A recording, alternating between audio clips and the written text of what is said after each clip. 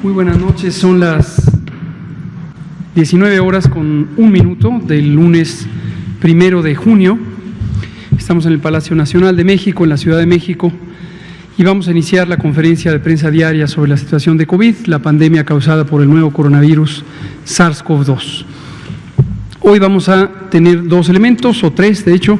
Uno es el informe técnico diario, segundo son los componentes semanales del informe técnico. En particular, como anuncié ayer, vamos a ver de cada una de las curvas epidémicas de las ciudades más representativas para ilustrar en dónde estamos, cómo algunas van en ascenso, otras están en el punto de la cresta y otras van en descenso. Y tercer elemento, nos acompaña nuevamente el maestro Zoe Robledo Aburto, director general del Instituto Mexicano del Seguro Social, quien está a cargo de coordinar el grupo técnico y la operación del registro y autorización de las actividades laborales con los protocolos de nueva normalidad, es decir, los protocolos de seguridad sanitaria en el trabajo. Y seguiremos elaborando sobre cómo vamos con eso, qué retos hay, qué inquietudes pudiera haber, y son bienvenidas todas las preguntas al respecto. Le pido al doctor Alomía si presenta el informe técnico y en las curvas, y luego pasamos con lo que el maestro Zoe nos traiga. Con mucho gusto, señor subsecretario. Muy buenas tardes a todas y todos. Estamos en la conferencia vespertina número 94 y el día de hoy estamos iniciando el primer día de lo que se ha denominado y se ha difundido como la nueva normalidad.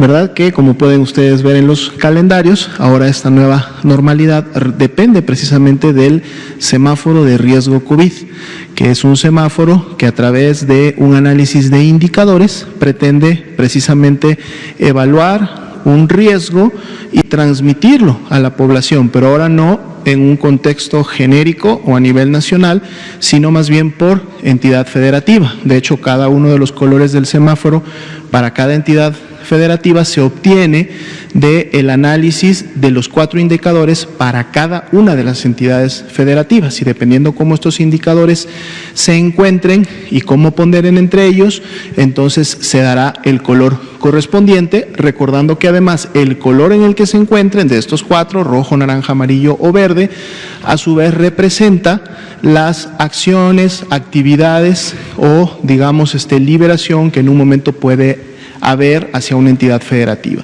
El color rojo, que representa el riesgo extremo, básicamente son las restricciones o el distanciamiento social que se tuvo durante la Jornada Nacional de Sana Distancia. Y si ustedes recuerdan, esta semana abrieron 31 entidades federativas en color rojo. Por lo tanto, prácticamente las acciones y las actividades de la Jornada Nacional de Sana Distancia se están continuando y se están extrapolando en lo que ahora se llama la nueva normalidad. En la medida que las entidades federativas empiecen a disminuir sus indicadores, que todos estos van relacionados mucho a la transmisión de la enfermedad y a los riesgos de poder contagiar o de saturación de hospitales, podrán ir bajando las escalas de los colores, un naranja, un amarillo y en un futuro un verde, lo cual empezará a liberar más actividades en la población. Entonces hacemos un llamado también desde aquí a la población para mantenerse atento, 1, del color en el cual está abriendo su estado, y 2, de las actividades, acciones que están permitidas en función del color que para cada semana se va a estar actualizando para cada una de las entidades federativas. Bien, veamos ahora el panorama internacional. Pasamos a la siguiente diapositiva. 24% de los casos son confirmados, o sea, que se han confirmado, tienen signos y síntomas de inicio en los últimos 14 días a nivel mundial. Entonces estamos hablando de la pandemia activa, y es un porcentaje que prácticamente se ha mantenido ya durante las últimas 2 semanas aproximadamente. Igual vemos como la proporción de casos en la región de las Américas, donde estamos obviamente nosotros, se ha mantenido también en una proporción que ha estado rondando el 55-54% en las últimas semanas.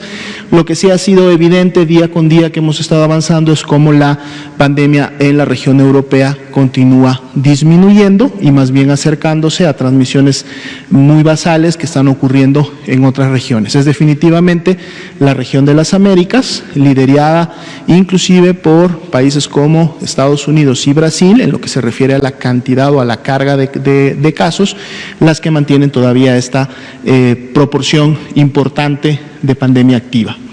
Pasamos ahora a los números nacionales. En la siguiente diapositiva, el día de hoy actualizamos 282.089 personas las que han ingresado a protocolo de estudio, es decir, que han sido clasificadas como casos sospechosos de COVID-19. Para ser clasificado como un caso sospechoso, una persona debe de desarrollar y presentar al menos 2 de 3 síntomas, que son los más comúnmente encontrados en pacientes que enferman de COVID, como son la fiebre, como son la cefalea y como son la tos. Pero basta con que tenga 2 de estos y síntomas accesorios de lo que puede encontrarse en un catarro, en una gripa fuerte. Las personas son clasificadas como casos sospechosos e ingresan a protocolo de estudio. Dentro de este protocolo de estudio, para efectos de estas personas que ingresaron, se toma una muestra para poder realizar una prueba de laboratorio, que de hecho es una muestra, un hisopado faríngeo o nasofaríngeo, que pretende precisamente detectar la presencia del virus en las vías respiratorias. 151.267 personas salieron negativas a la prueba, es decir, no se encontró la presencia de SARS-CoV-2 en sus vías respiratorias, pero hasta el momento 93.435 fueron positivas, es decir, estaba presente el virus SARS-CoV-2 en sus vías respiratorias y además, como presentaban signos y síntomas característicos de la enfermedad, entonces se clasifican como casos confirmados de COVID-19. Sin embargo, de esta cantidad de casos acumulados desde que inició la epidemia en México, solo 16,303, que siempre ha estado alrededor de una quinta parte de todos los casos acumulados, son los que se consideran como casos confirmados activos, es decir, son aquellas personas que iniciaron con signos y síntomas en los últimos 14 días, por lo tanto son los que todavía pueden en su momento continuar transmitiendo la enfermedad y por lo tanto mantener la epidemia activa en México. Cuando veamos las tasas de incidencia acumulada, vamos a ver estos casos cómo se distribuyen por entidad federativa. Así también, y muy lamentablemente, 10,167 personas hasta el momento han perdido la vida a causa de las complicaciones de COVID-19 en el territorio mexicano. Pasemos a la siguiente diapositiva. Aquí vemos la carga acumulada de enfermedad, es decir, la cantidad de casos que hasta el momento se han confirmado. Ahí están los 93,435. La semana pasada cerrábamos solo con 5 estados que tenían el mayor rango, es decir, 3,000 o más casos confirmados. Ya esta semana abrimos con 2 más, 7 estados en total que tienen este mayor rango y vemos lógicamente los colores siempre más oscuros en esta diapositiva, que es la que está día con día acumulando los casos. En la siguiente diapositiva podemos notar rápidamente quiénes son estos 2 estados que se sumaron.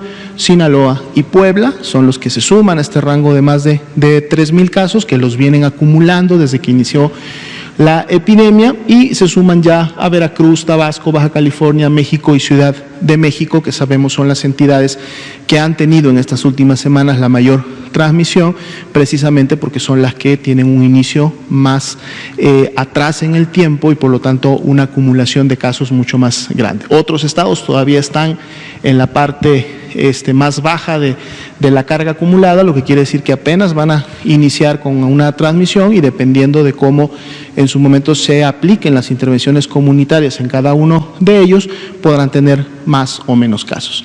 En la siguiente diapositiva veremos ahora la carga de los últimos 14 días, es decir, la epidemia activa en México, cómo se distribuye. Aquí sí no vemos ya colores muy fuertes, vemos solamente a la Ciudad de México superando esta escala de los 3,000 casos y lógicamente los colores más vivos nos hablan de cuáles son esas entidades federativas en donde los últimos 14 días se han estado presentando esta carga de casos. En la siguiente diapositiva podemos ver rápidamente esta misma distribución con los números totales para cada uno. Ya comentábamos la Ciudad de México habiendo superado en su momento esa cantidad y vamos a ver cómo en los siguientes días cómo se empiezan a mover las entidades federativas en función del rango de cantidad de casos confirmados. La siguiente diapositiva es la de tasa de incidencia acumulada por 100,000 habitantes. Son 12,7 personas o casos por 100,000 habitantes a nivel nacional, pero esto, como pueden ustedes ver, también tiene una distribución diferente dependiendo de la base poblacional, es decir, de las personas que residen en una entidad federativa, son diferentes a la de otra. Hay mayor concentración poblacional en algunas entidades como del norte sobre todo, y hay mayor concentración poblacional en entidades como son del centro y algunas del sur, pero entonces ya con base en esta concentración obtenemos la tasa de incidencia y por lo tanto ahora sí podemos comparar un poco más cuál es la afectación, la cantidad de transmisión y sobre todo cuando estamos viendo los últimos 14 días, pues bueno, cuáles son las entidades que están concentrando la mayor actividad de la epidemia en México, y son precisamente los estados que tienen los colores más oscuros. Si pasamos a la siguiente diapositiva, vamos a ver también esta distribución, recordando que las barras de color verde es esta tasa de incidencia que vimos en el mapa anterior y que representa la tasa de incidencia de los últimos 14 días a la fecha de hoy, es decir, a partir de hoy, por eso hice el 19 de mayo al 1 de junio, son 14 días hacia atrás.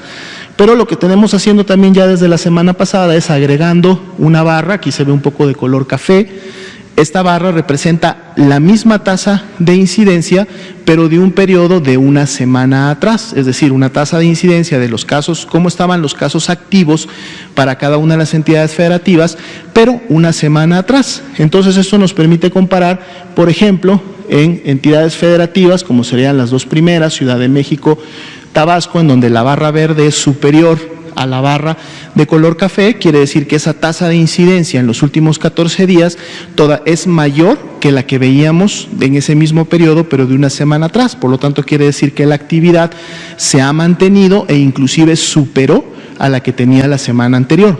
En la medida que vamos viendo que esas barras se igualan, como por ejemplo sería Baja California, Tlaxcala, Morelos, son los que tienen básicamente las barras similares, entonces quiere decir que esa tasa de incidencia se estabilizó, o sea que los casos en los últimos 14 días comparados en cómo los tenían una semana atrás son similares, es decir, estamos viendo la misma tasa de incidencia, lo que quiere decir que no ha habido un crecimiento en la transmisión como tal. Y finalmente, aquellos que tienen la barra de color café más alta que la verde, como por ejemplo sería el caso aquí de Querétaro, el caso básicamente muy poco Tlaxcala, pero también podríamos poner a Colima, son estados que en su momento la tasa que se veía hace una semana era mayor que la que vemos ahora. Por lo tanto, al menos con esta semana de diferencia hubo una disminución en la transmisión y en la actividad reciente de la enfermedad. Que continúe con esa tendencia, lo podamos estar viendo cada día, en la cual precisamente se está actualizando la comparación semanal. Veamos la siguiente. Aquí tenemos la distribución por fecha de ocurrencia de las defunciones que hasta el momento se han dado, teniendo todavía 851 de ellas pendientes de un resultado de laboratorio, por lo que las barras que tienen estos naranjas claros en la parte superior todavía pudieran en un momento determinado crecer hasta llegar a ese punto. Una tendencia observable, ascendente, que se dio hasta la primera semana de mayo. Después de la primera semana de mayo, una estabilización que todavía no alcanza, lógicamente por el retraso de la información. Si quitamos los últimos 5 a 7 días, todavía estamos en una meseta. Vamos a ver cómo se comporta durante esta semana esta tendencia. La siguiente diapositiva es la curva epidémica, es la distribución de esta misma carga de defunciones por cada una de las entidades federativas y también con la expectativa que podemos tener de que se confirmen todavía más defunciones en cada una de ellas, que es precisamente el segmento naranja claro. Veamos la siguiente diapositiva. Ahora sí, la curva epidémica, vemos cómo la mayoría de los casos sospechosos se concentran precisamente en los últimos días, recordando que esta es una distribución por fecha de inicio de síntomas, entonces se van distribuyendo días atrás en forma de cómo hayan iniciado con la sintomatología, y en la medida que vayamos obteniendo los resultados de laboratorio, podremos ver cómo se sigue comportando las barras de color guinda, que son las que ya representan los casos que han sido confirmados por laboratorio, pero hasta el momento tenemos todavía una tendencia ascendente en la presentación de todos los casos. La siguiente diapositiva es precisamente la carga acumulada de casos confirmados, y en ella pues vemos los 93.435 que hasta el momento se han confirmado, y vemos el incremento que hubo en las últimas 24 horas, 2.771 casos que se confirmaron en las últimas 24 horas. Importante siempre mencionar que se confirmaron en las últimas 24 horas no quiere decir que sucedieron en las últimas 24 horas. Quiere decir que su resultado se emitió en las últimas 24 horas y por eso los tenemos aquí, pero de seguro esos 2.771 casos a su vez se distribuyen en prácticamente los últimos 10 o 12 días, más en los últimos 5 días, que es los que estaban precisamente pendientes de obtener un resultado. Y ese incremento significó un 3.1% en relación a la carga que teníamos anteriormente. Veamos rápidamente la ocupación y la disponibilidad hospitalaria.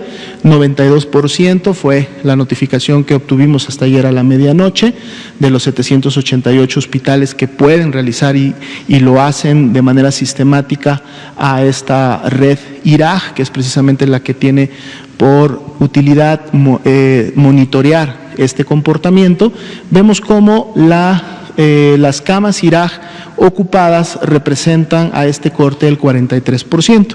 La semana pasada habíamos estado siempre entre un 38, un 39, vimos como el fin de semana empezó a incrementarse un 40-41, hoy estamos ya en un 43% y esto lógicamente está representando que camas generales para pacientes graves pues están siendo ocupadas, es decir, las personas están llegando a demandar atención médica, se ha incrementado esta ocupación, al menos en estos últimos días, y esto también puede representar un incremento de esta actividad, lógicamente en todas las entidades federativas. Si nosotros pasamos precisamente a la siguiente diapositiva, en donde vemos esta distribución por entidad federativa, podemos notar cómo se ha incrementado o disminuido dependiendo de la entidad federativa. Si ustedes recuerdan, hace una semana, más o menos las entidades que sobrepasaban un 40% de ocupación eran alrededor de 4 o 5. Ahora podemos ver que las que superan ese 40% de ocupación, si nos vamos hasta el estado de Sonora, que es precisamente el que tiene ese último 40, estamos prácticamente ya por llegar a la mitad de los estados, ¿no? Lógicamente, en la medida como se vayan reconvirtiendo más camas o expandiendo hospitales o dando de alta a los pacientes que van mejorando, estas proporciones se pueden mantener o en un momento no continuar incrementando, nivelarse o inclusive disminuir. Y por eso es importante todos los días estar siempre monitoreando esta capacidad. Si pasamos a la siguiente diapositiva, veremos las que son específicamente para camas críticas, 37%, también ha habido un incremento a nivel nacional de esto, y podemos ver también cómo las que superan el 40% de ocupación, ahí con un 44%, Estado de Guerrero, pues también son más que las que teníamos hace una semana. Entonces, mucho también del trabajo que se está haciendo de manera local y de manera muy operativa, poder mantener siempre una disponibilidad de estas camas para que las personas que las requieran puedan siempre encontrar una a disposición. Si vemos la siguiente diapositiva, son los datos que nos hablan de cómo se ha precisamente incrementado esta capacidad. Cuando inició la actividad de la red IRAJ, solamente habían 645 unidades hospitalarias que estaban designadas como COVID. En la medida que fue avanzando la epidemia en México y se fue incrementando la necesidad, las entidades federativas fueron designando más y más unidades y hoy tenemos precisamente registradas estas 788, que es prácticamente un número que hemos tenido ya en los últimos 4 días y que nos habla también de cómo se ha podido entonces incrementar no solo el número de camas, sino a través de esta imagen podemos ver también cómo se ha incrementado el número de unidades, el número de hospitales, que a lo mejor al principio no era necesario designarlas todavía como COVID y podían seguir atendiendo otro tipo de enfermedades, pero en la medida que fueron necesarias se tuvieron que convertir a unidades COVID y entonces ahora cumplen esa función y por eso vemos este incremento. Bien, hasta aquí sería la parte de la ocupación. Vamos rápidamente a actualizar los datos de los lunes, que son los datos que vemos, habíamos anteriormente estado presentándolos de manera diaria, no tenían realmente muchos cambios de manera diaria, por eso estamos viendo cuáles son los cambios semanales que están ocurriendo, por ejemplo, en la distribución por sexo de las personas que han enfermado y también por edad. Vemos cómo se mantiene el porcentaje de hombres, 56, desde que inició prácticamente la epidemia siempre estuvo en un 57, en un 58%, eso es un dato que se ha mantenido para efecto de todas las personas que han enfermado.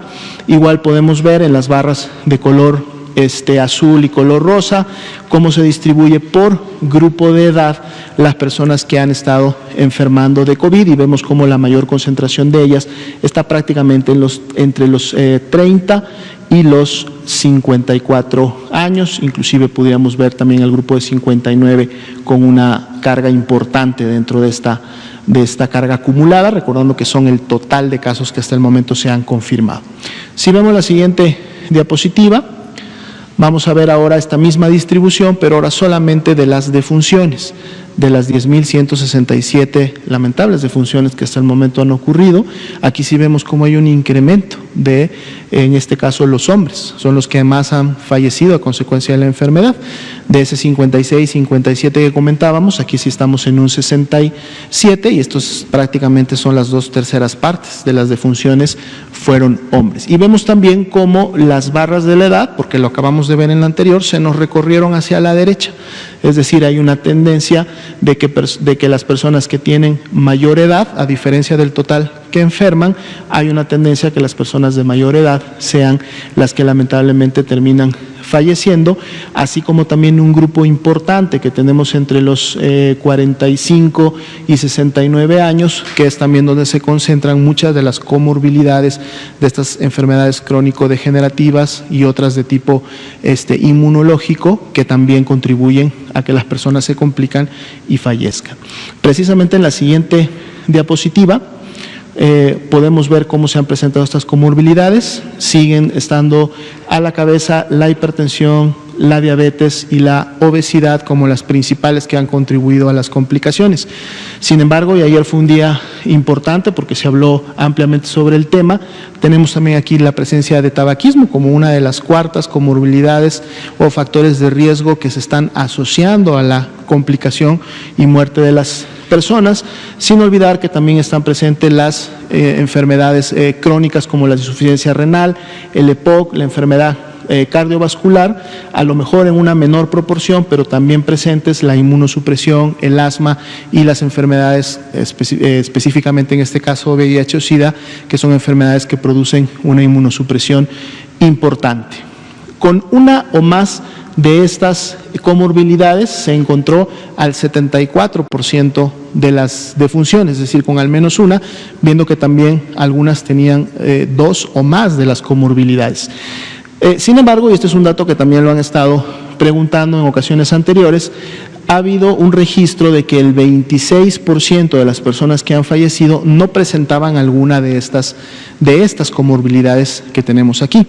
Recordemos que en este 26% todavía faltaría incluir los grupos de edad, recordando que la edad mayor de 60 años también se considera como un factor de riesgo, y entonces podríamos hacer ya un ajuste para ver cuántas personas realmente pudieran haber fallecido sin tener ningún factor de riesgo o sin tener ninguna comorbilidad, más allá de que lo hayan o no expresado al momento de que se les hizo la entrevista correspondiente cuando se registraron como casos sospechosos, ya que muchas de ellas se enteraron que podían o tenían diabetes o tenían hipertensión o tenían alguna inmunosupresión precisamente a consecuencia de que demandaron atención médica por COVID-19.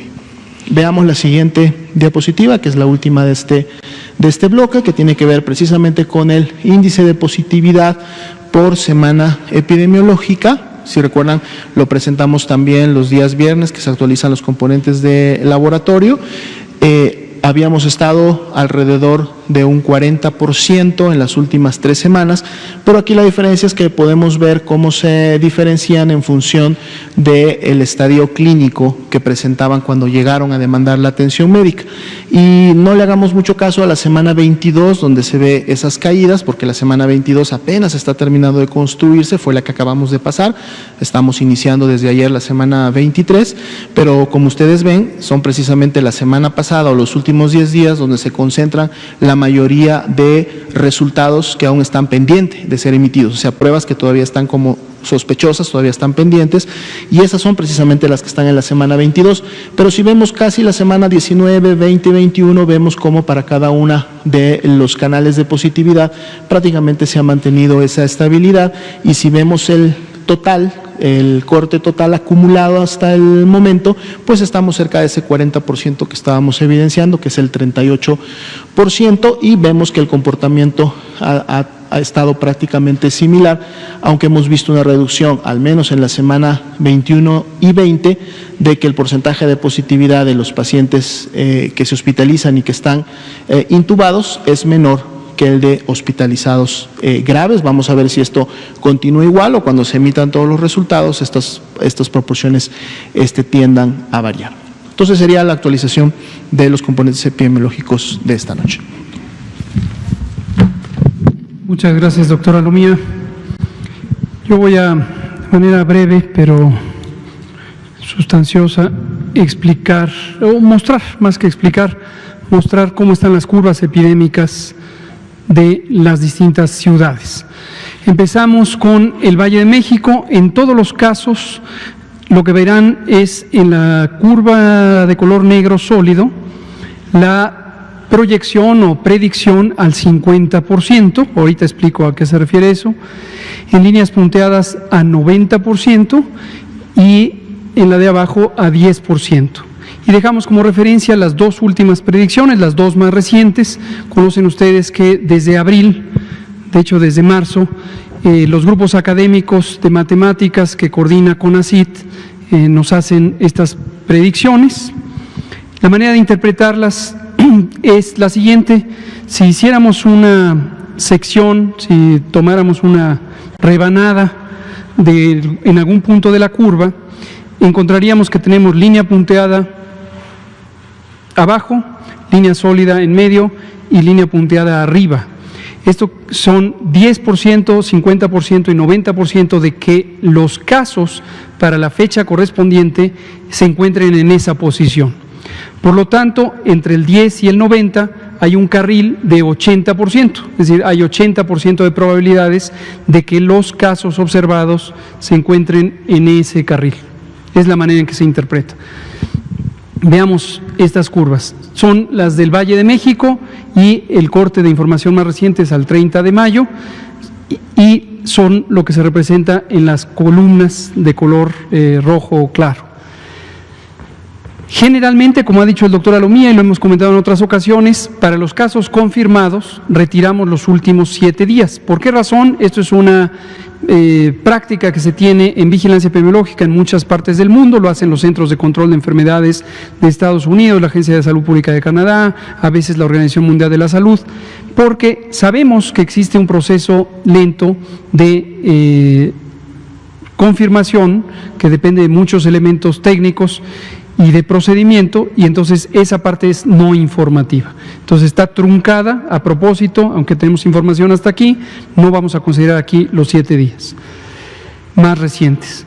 Lo que vemos es que la predicción que se hizo en su momento era que en la primera semana de mayo, concretamente entre el 6 y el 8, habríamos de tener el acmé, o punto máximo o pico de la curva, y eso es exactamente lo que ocurrió. En la más reciente predicción, que es la del 28 de mayo, esto ocurrió el 5 de mayo. En las predicciones originales ocurría entre el 6 y el 8. Y aquí aprovecho para aclarar algo que parece que ha sido persistente como una confusión en algunos miembros de la audiencia pública. Se ha dicho, el gobierno mexicano dijo que el pico sería en junio, y hay quien dijo que sería en mayo y seguimos viendo casos que suben. Expliquemos de qué se trata. Dijimos que no se pueden hacer predicciones para un solo país cuando el país es geográficamente extenso. ¿Por qué razón? Porque las epidemias se comportan de manera independiente, no se coordinan, no se sincronizan, excepto las que son muy vecinas, como los municipios conurbados del Valle de México en el Estado de México y la Ciudad de México, que funcionan como una sola epidemia. Pero las demás son como si fueran literalmente países separados, porque tenemos una gran extensión territorial, y aunque existe movilidad entre las regiones y las ciudades, esta no es suficiente como para sincronizar las epidemias, no se presentan al mismo tiempo. Lo mismo pasa en Estados Unidos, en Brasil, en Canadá, en China, en Rusia, en la India, etcétera. Países de grandes dimensiones. Países más pequeños, con mucha movilidad interna, finalmente tienen sincronía de sus curvas epidémicas. Entonces, desde que se incorporaron los colegas matemáticos y matemáticas en marzo al trabajo, desistimos de intentar tener una sola predicción para todo el país, y lo que tenemos son predicciones para cada una de las ciudades, tomando las de mayor tamaño que se consideran más relevantes desde el punto de vista epidemiológico. Ahora bien, si uno toma cada una de las curvas epidémicas, como hemos mencionado, estas están desfasadas temporalmente unas de otras, y en conjunto uno puede apreciar cuál sería la duración total de la epidemia. Y volvemos a lo que decimos muy frecuentemente, esta epidemia no se ha acabado, esta epidemia todavía le falta varias ciudades que están, lo veremos ahora, en una fase de ascenso de la epidemia y lo estarán durante junio, algunas durante julio, otras incluso en agosto. Entonces, aquí está el Valle de México. Lo que destaco aquí es que hay una tendencia decreciente, pero también hay un exceso de casos con respecto a la predicción original. Entonces, reitero aquí el mensaje que dijo la jefa de gobierno de la Ciudad de México y el gobernador Alfredo del Mazo, particularmente en la zona metropolitana del Valle de México, tenemos que conservar las medidas de seguridad sanitaria, no salir a la vía pública. La siguiente. Estas son las hospitalizaciones en camas generales, han tenido una suerte de estabilización en el tiempo, pero continúan todavía en unos números importantes. La siguiente. Y la hospitalización en terapia intensiva también ha excedido las predicciones y se encuentra en esta zona en este momento, Valle de México. La siguiente. Esto es Tabasco, concretamente es Villahermosa, la ciudad capital, la ciudad más importante. Ya habíamos comentado en varias otras ocasiones que acabó teniendo un doble comportamiento epidémico, tuvo una primera curva que ya se encontraba en descenso y desafortunadamente tuvo un repunte. Esto se explica muy probablemente porque en los últimos días de abril y primeros de mayo hubo una mayor movilidad en el espacio público y esto es exactamente el fenómeno de rebrote que puede ocurrir y del que hemos advertido puede ocurrir cuando se reducen las medidas de sana distancia.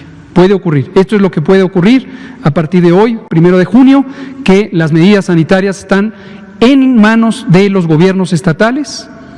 Que quede muy claro, no se han terminado las medidas de restricción de la movilidad, no se ha terminado la jornada de sana distancia, simplemente ya no es nacional como una disposición general por parte de la Autoridad Sanitaria Federal, pero en 31 entidades federativas, prácticamente deberíamos considerar también a Zacatecas, que se encuentra con semáforo en anaranjado, pero una tendencia hacia arriba, todo el país debe mantener todavía las restricciones de movilidad en espacio público y solo entran en función las actividades esenciales, incluyendo las 3 nuevas esenciales. La siguiente. Villahermosa, hospitalización, lo mismo, excede ya la predicción discretamente. La siguiente. Villahermosa, hospitalización en terapia intensiva, excede poco más la hospitalización en terapia intensiva. La siguiente. Vámonos un poco más veloces. Esto es Cancún, Quintana Roo. Tenemos una tendencia decreciente. Ha sido más prolongado de lo originalmente contemplado en la predicción, pero afortunadamente mantiene una tendencia decreciente. Pero todavía falta a que llegue a este punto donde será la zona más segura con muy pocos casos. Por lo tanto, tampoco Quintana Roo puede pasar a una movilidad indiscriminada. La siguiente. Hospitalizaciones, afortunadamente se han mantenido en buen control. La siguiente. Terapia intensiva excede un poco la curva de predicción. La siguiente, Sinaloa, Culiacán, Sinaloa, tendencia decreciente, muy semejante a Cancún, todavía le faltan unos 20 días aproximadamente para llegar al punto de mínima transmisión. La siguiente, hospitalización en Culiacán y hospitalización, la siguiente, en terapia intensiva en Culiacán. Siguiente, por favor. Excede la predicción. La siguiente. Tijuana, Baja California, también llegó a su máximo, llegó donde fue predicho y quiero que también observen esto, las predicciones han sido sumamente acertadas, los puntos máximos de las curvas epidémicas han ocurrido cuando se contempló y ya tiene una tendencia decreciente. La siguiente, está mucho más cerca a Tijuana de llegar a una estabilidad, pero no hay que confiarnos porque Mexicali todavía tiene importante actividad. La siguiente, terapia intensiva, excede las predicciones en Tijuana. La siguiente.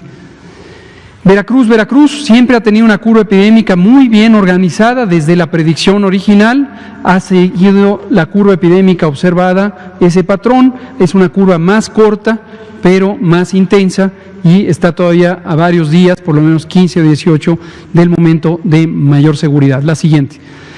Hospitalizaciones, relativa holgura respecto a las predicciones y la capacidad hospitalaria, la siguiente, pero en terapia intensiva se encuentra también una importante saturación. Dicho sea de paso, aquí también ocurren otros fenómenos cuando la terapia intensiva se encuentra más ocupada que la hospitalización general. También depende de algo que es importante reconocer, es el éxito terapéutico.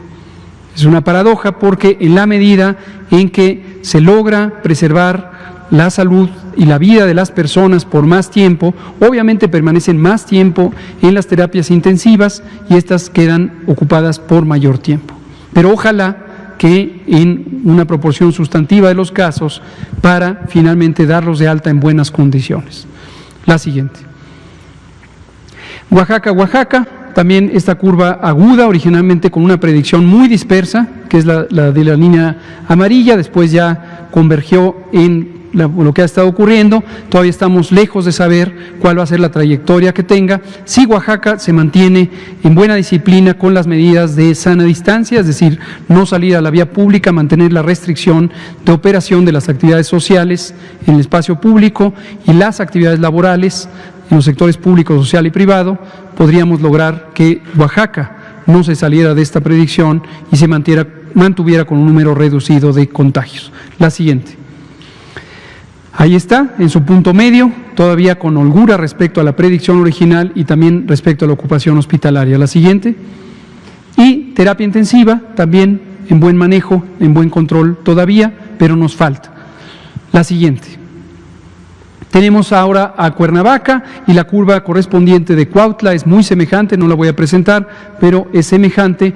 Hay buena distancia respecto a la predicción y lo que se ha estado presentando, aunque pareciera tener ya una tendencia decreciente, todavía no estamos tranquilos hasta que estemos más cerca del punto predicho como de menor transmisión. La siguiente, hospitalización en Cuernavaca, todavía es importante la demanda de hospitalización, y en la siguiente, la hospitalización en terapia intensiva, donde todavía estamos lejos de la predicción, es decir, lejos del 10% predicho, y tenemos buena capacidad hospitalaria disponible.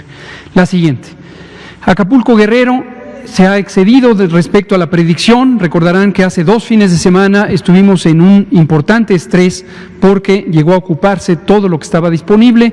Afortunadamente ha habido una respuesta muy positiva del gobierno de Guerrero y de las instituciones también nacionales de salud, el IMSS, aquí presente Zoe Robledo, el ISSSTE, y también el trabajo de coordinación a través de nuestra colega Rocío Bárcena, quien está ahí operando la coordinación con el Estado. Esto logró expandir las capacidades y llegaron ventiladores que proporcionó el INSABI y logramos otra vez recuperar la capacidad hospitalaria. En la siguiente lo que podemos ver es precisamente la hospitalización y respecto a la predicción todavía está lejos de llegar a un punto crítico y también respecto a la ocupación hospitalaria. Y finalmente para Acapulco la terapia intensiva que se mantiene importantemente ocupada y todavía no sabemos en qué momento llegará al descenso. Si se sigue la predicción, le faltan todavía algunos días, unos 7 o 15 días. La siguiente.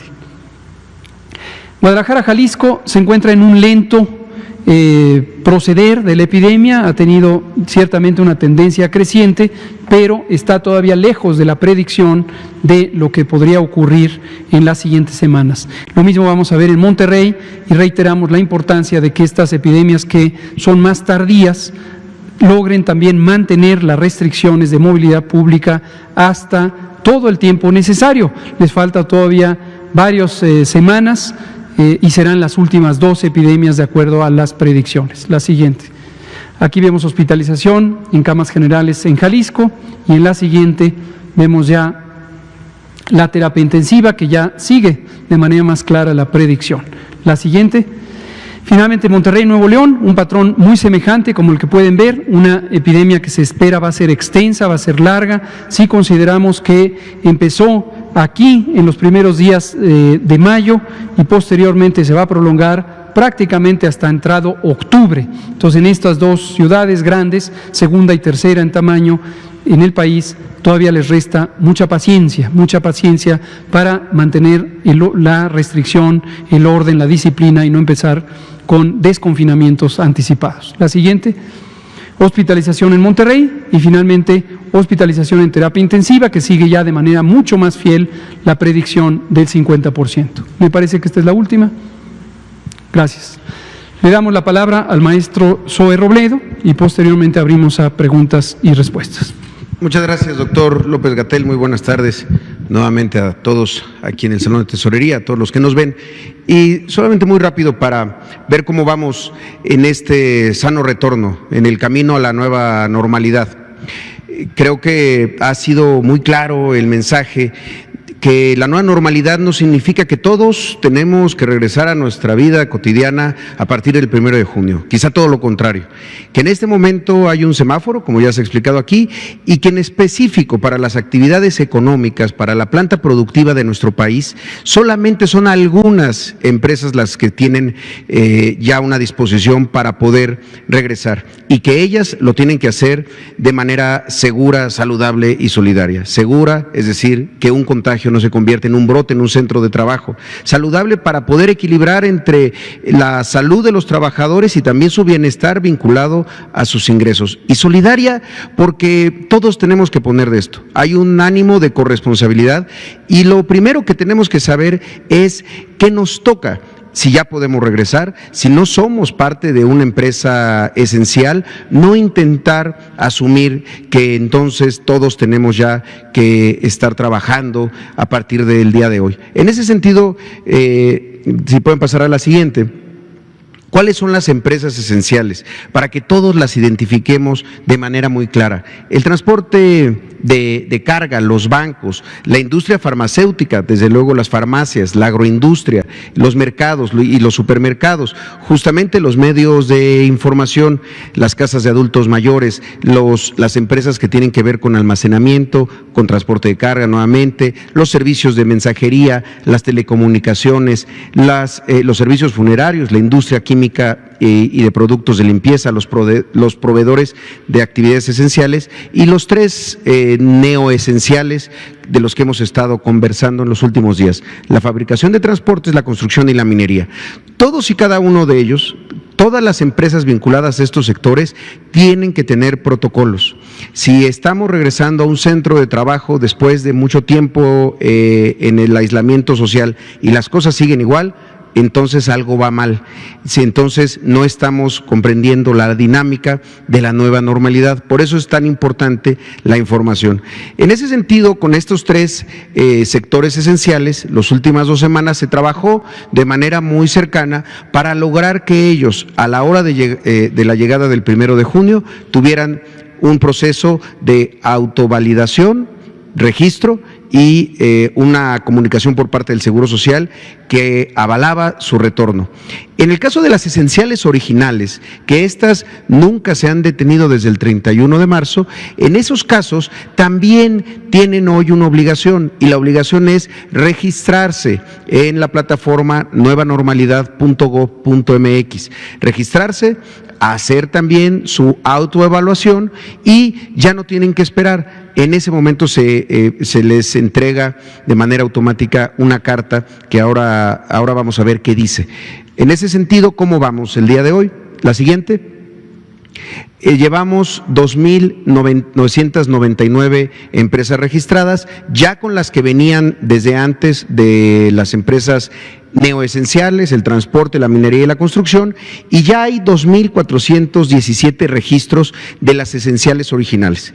Esta plataforma se habilitó el día de ayer y nos da mucho gusto que la comunicación, la interlocución con todos estos sectores a través de las cámaras haya sido positiva en términos de ya ver a los primeros que se están registrando. Este es un corte a las 5 de la tarde, estamos seguros que mañana vamos a tener más. E insistir, las esenciales originales también se tienen que registrar, las esenciales originales también se tienen que autoevaluar.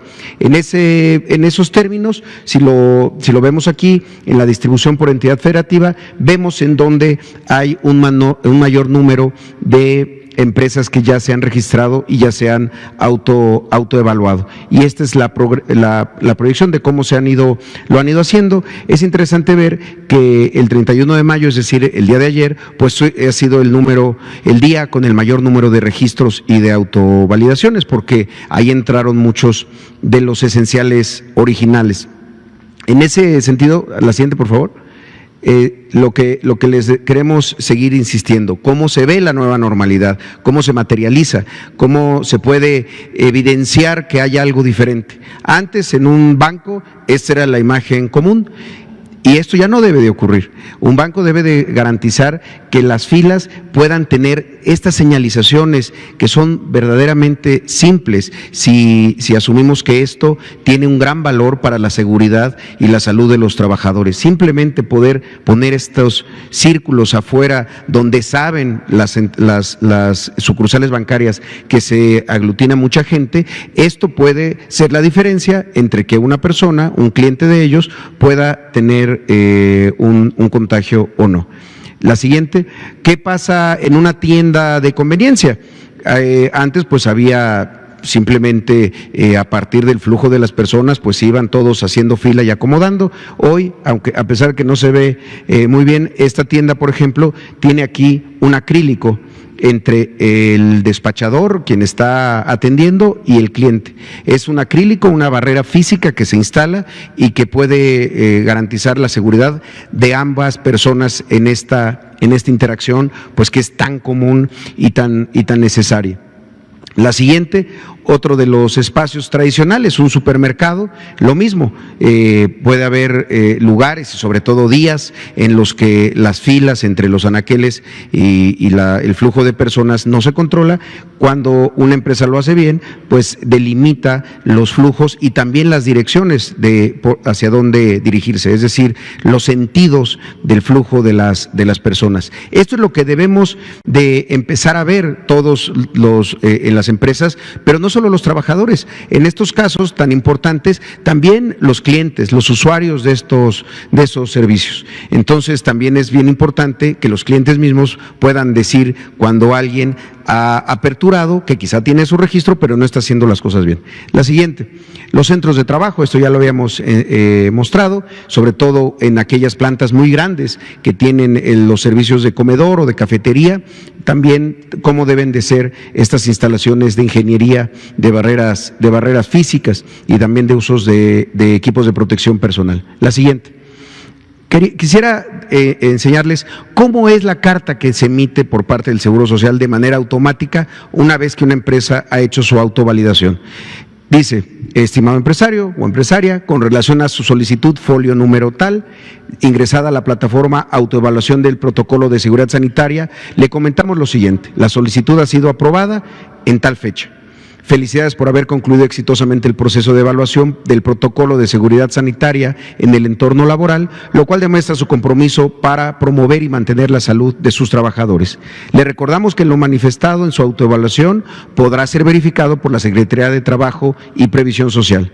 En esta nueva normalidad es muy importante que todas las empresas y centros de trabajo se mantengan informados del semáforo de alerta sanitaria semanal por regiones, que aquí mismo se da a conocer, tanto estatal como municipal, que determinará el nivel de alerta sanitaria y definirá qué tipo de empresas y centros laborales están autorizados para llevar a cabo sus actividades.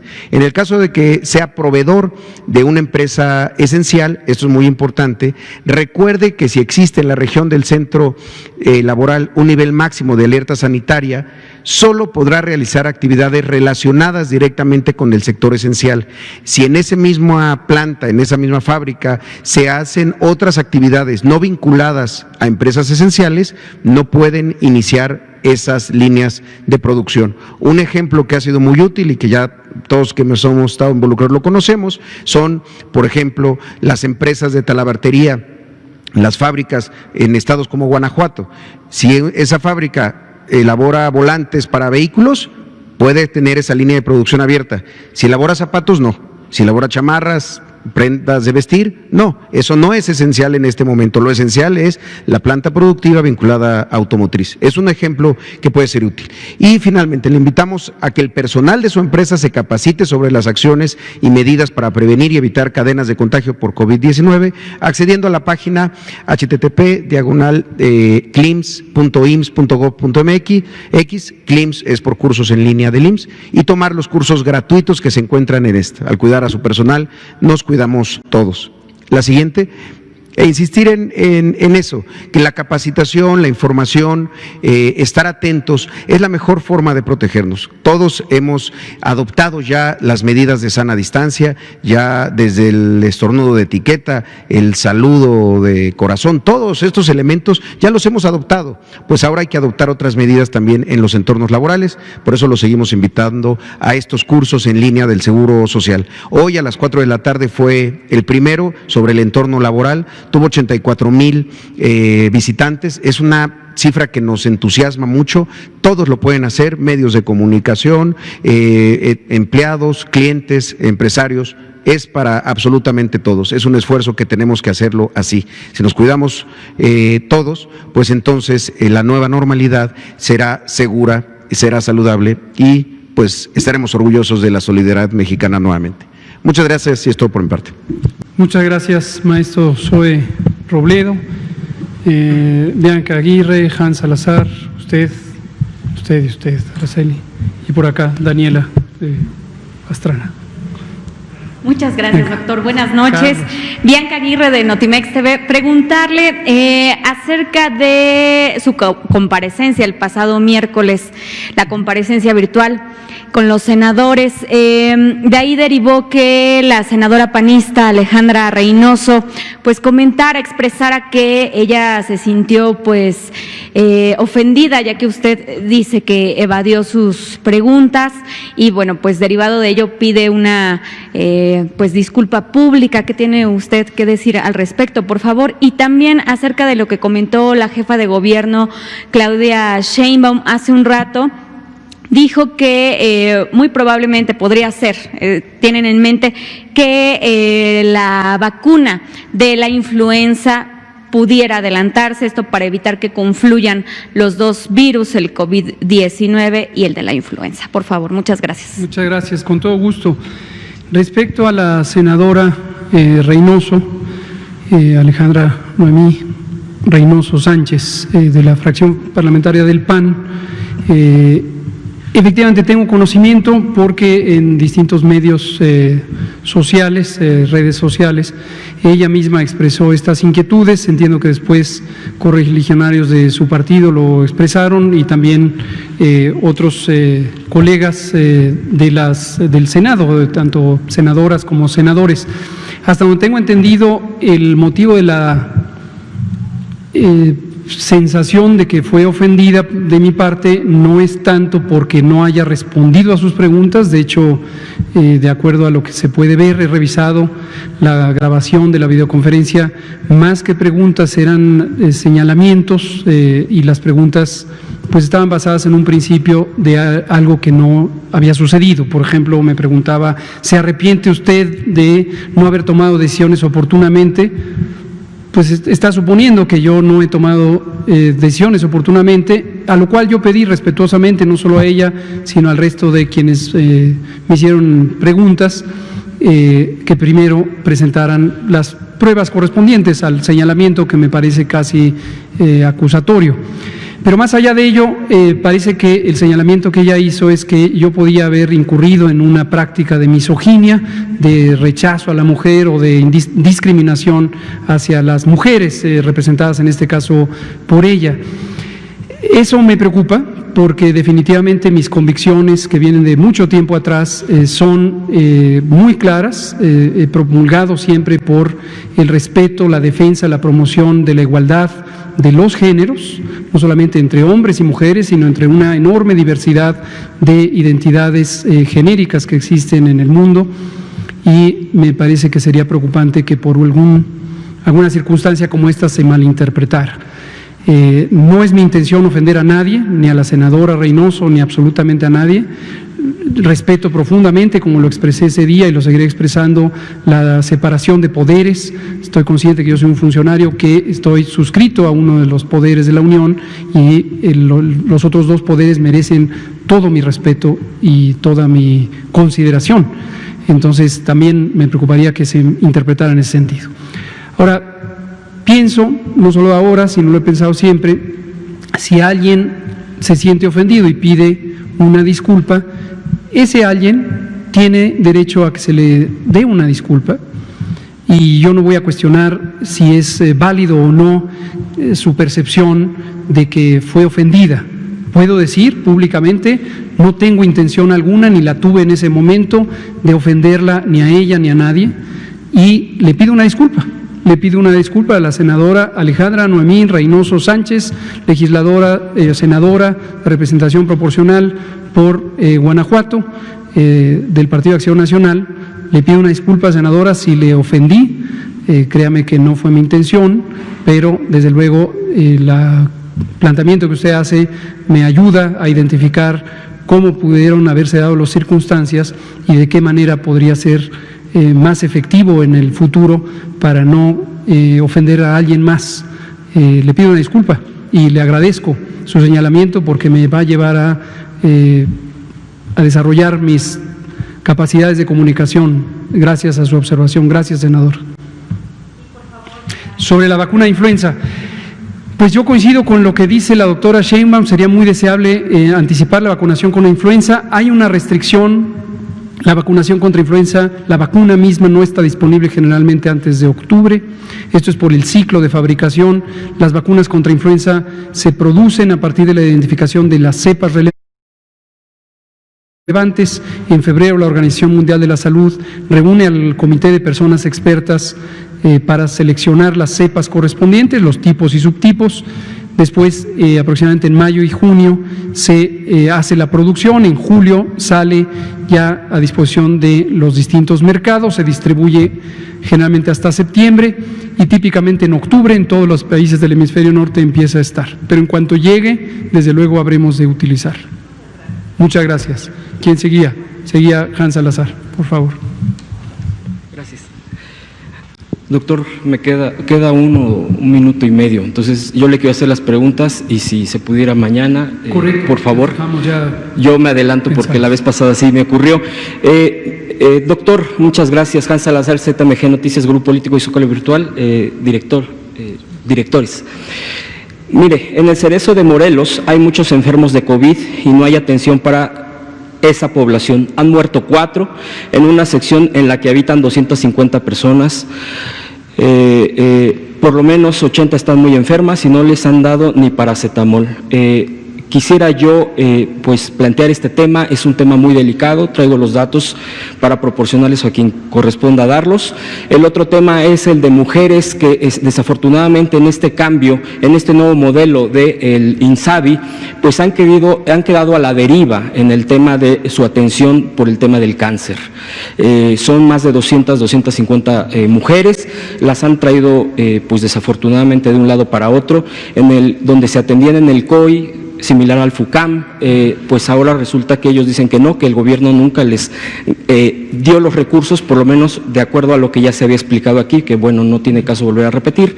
No sé con quién pudieran referirse, ya los han atendido en INSABI, pero no les han dado ninguna solución, y algunas personas, algunas de las mujeres que ya han sido atendidas en otros lugares de hospitales públicos, les están cobrando. Tienen incluso recibos, pues igualmente, si me dice con quién le puedo dar la información. Es un tema muy delicado, pues están muy desesperadas, la verdad es que yo he platicado con ellas y sí están desesperadas. Y por último, el tema, si después mañana pudiera dar la curva de Chiapas, sería muy importante, lo han pedido, y también el tema de los recuperados, ¿cuántos recuperados han sido?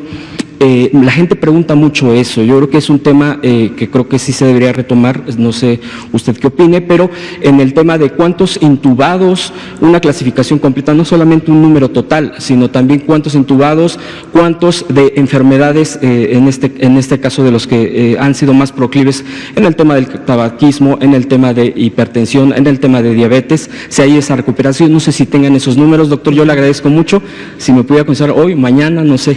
Gracias. Hans. Tomamos en cuenta todos estos, tanto las denuncias, gracias por denunciar ausencias del cumplimiento de lo que les corresponde por ley a todas las personas para la protección de la salud, y le vamos a dar seguimiento con el INSABI. Respecto a lo de Morelos, le vamos a dar seguimiento hoy mismo con la Secretaría de Salud del Estado de Morelos, y las otras propuestas de presentación de datos y análisis, tenemos los datos, eso lo monitoreamos todos los días. La ocupación hospitalaria también tiene otros detalles sobre cuántas personas están intubadas, y también de la base de datos nominal sabemos justamente cuántas personas, que simplemente los porcentajes que ponemos aquí multiplicados por el número de personas presentes en la base de datos.